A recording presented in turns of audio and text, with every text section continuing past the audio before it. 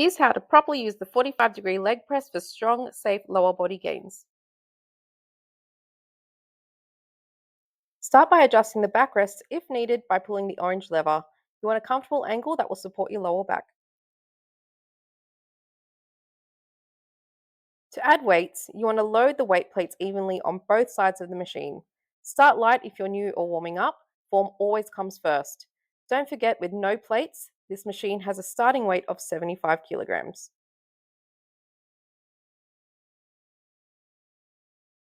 For this machine, you want to place your feet flat on the platform, roughly shoulder width apart with toes slightly angled out.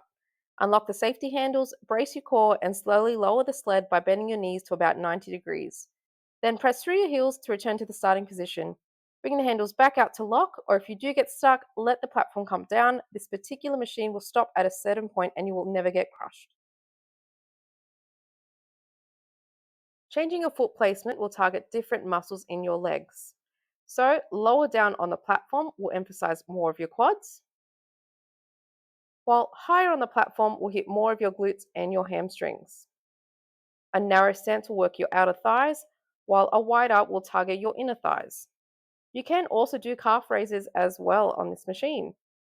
Pick the variation that will match your goal. Don't do a hard push and slam on the press.